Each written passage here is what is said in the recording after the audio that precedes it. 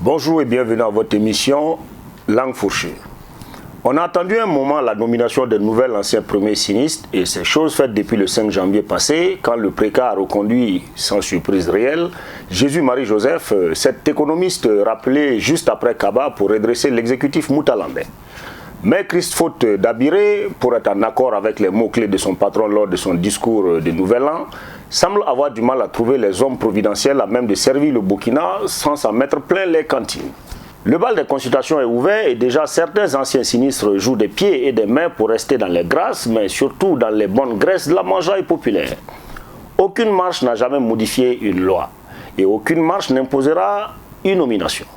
Au Moutaland version 2.0, le battage de pavés auquel on était en droit de s'attendre n'est pas venu des disciples de bâton seulement le pavé basier, mais des commerçants. La raison de cette agitation, ils ne voudraient plus de leur ministre de tutelle dans le prochain gouvernement, leur choix se portant sur le ministre de la jeunesse sortant. Il faut être vraiment au Moutaland pour vivre des scènes pareilles. Haroun Ligdi, encore en fonction il y a quelques mois, où étaient donc ces marcheurs d'un jour pour subitement sortir de sous leurs étals et sommer le premier des sinistres d'avoir une oreille attentive à leurs désirs inavoués? Ou est-ce que HK, l'esprit, a-t-il su mijoter ce plan subtil pour se rappeler au bon souvenir de celui qu'il a labellisé avant sa brillante élection pour son deuxième et, je l'espère, dernier mandat?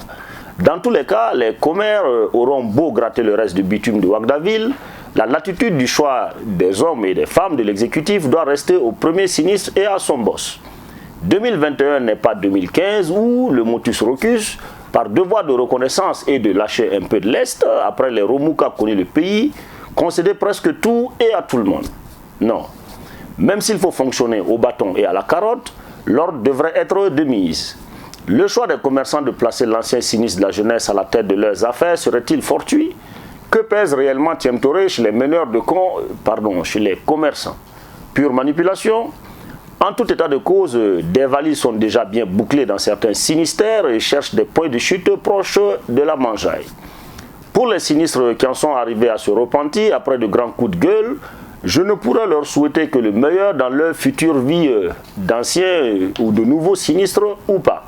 En attendant, comme les voix de Jésus-Marie Joseph sont impénétrables, bien malin qui saura donner le bon pronostic de la future équipe gouvernementale. Si je me fie au discours pestilentiel de fin d'année, je pense que nous n'aurons que de nouvelles anciennes têtes. A bientôt pour une autre langue fourchue.